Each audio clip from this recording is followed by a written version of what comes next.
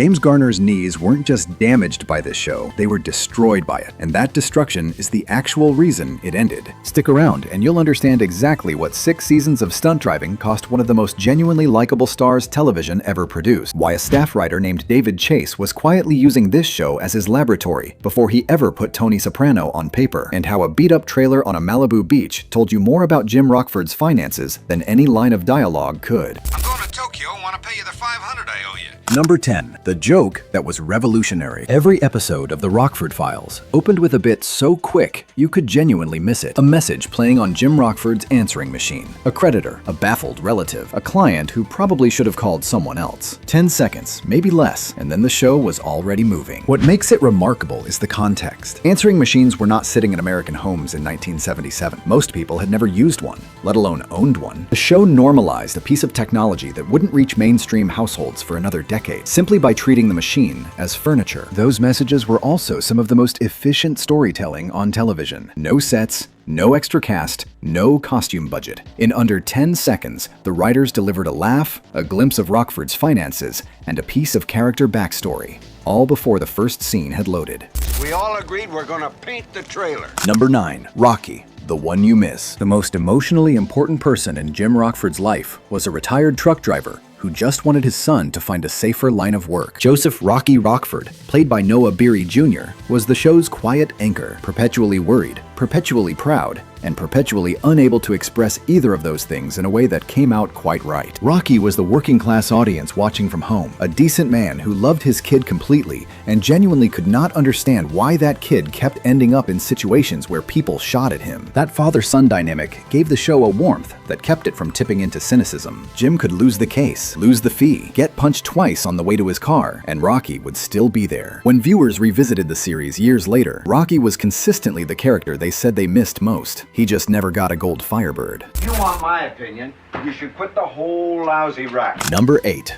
The trailer was the proof. Jim Rockford's trailer sitting on a Malibu beach wasn't a quirky aesthetic choice. It was a financial statement, and a precise one. Rockford charged $200 a day, plus expenses, roughly $1,200 in today's money, and he frequently didn't collect it. Clients lied. Cases cost more than they paid. The phone on that answering machine rang constantly with people he owed. The trailer was the show demonstrating, instead of announcing, this is what being a real private investigator actually looks like. That financial precariousness wasn't just atmosphere, it was a story engine that ran for 6 seasons. Rockford was a genuinely smart man in a genuinely difficult situation, working cases that sometimes left him worse off than before he took them. Putting a hero in a beat-up beach trailer and keeping him broke was an unusual creative decision for 1977, when most TV detectives lived like the job had already paid off. I'm not sure I understand any of this.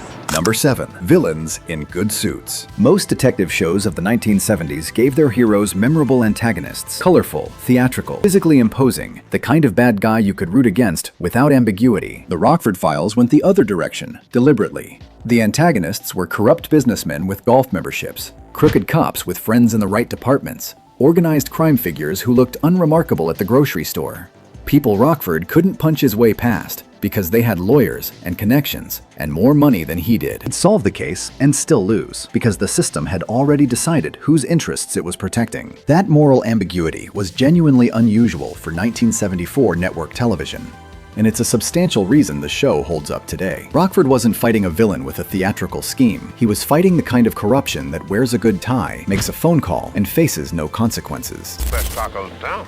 Number 6. The real legal war. The most ironic legal battle connected to the show wasn't about a script. It was about money the show's own star was owed, and it's the reason it took 14 years for Rockford to come back. After the original run ended, James Garner took Universal to court, alleging the studio had shortchanged him on syndication profits from a show that was by then airing constantly in reruns. Instead of the per-episode royalty he was owed, Garner argued, Universal had structured the accounting as a distribution fee that left him with far less. The case dragged on for roughly 6 years before it was resolved in his favor. A man playing a private investigator who almost never got paid for his work was off-screen, fighting his own studio for exactly the same thing. And the settlement is the reason the character was free to come back at all. Now you live out in Hollywood, you just do something. Number 5. Chase learned his craft here. Before David Chase created Tony Soprano, he was writing for Jim Rockford. Chase wrote 16 episodes during the show's original run, and he has spoken directly about its influence on his later work. What he absorbed here is visible in everything he built afterward. A protagonist morally complicated without being a villain, a world where crime carries real consequences instead of clean resolutions, and a dark humor living underneath the drama rather than interrupting it. The line runs straight through. Tony Soprano's refusal to function as a conventional hero,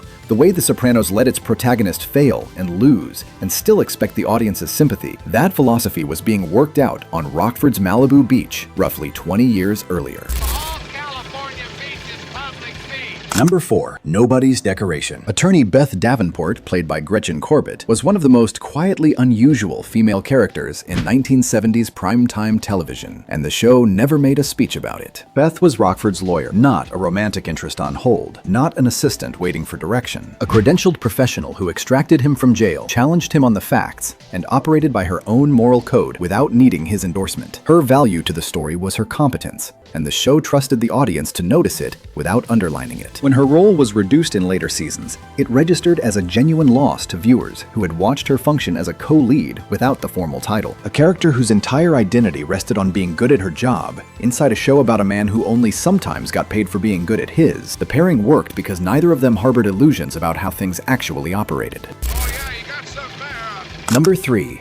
The Firebird's real job. The 1974 Pontiac Firebird Esprit Jim Rockford drove was gold, slightly beat up, and fast enough to make you stop noticing either of those things. The car became one of television's most iconic vehicles through actual use. The production ran multiple Firebirds across 6 seasons because they were worked hard, not preserved for glamour shots, but driven through chase sequences and the show's signature move, a reverse 180 spin, still known among fans as the Rockford turn, that viewers tried replicating in parking lots for the rest of the decade. Pontiac's real-world Firebird Esprit sales tracked the show's popularity directly, a television series reshaping American car culture by making one model feel like the right choice for someone clever, slightly dangerous, and not particularly flush. The car wasn't product placement. It was character design with a V8 engine. Is that everything?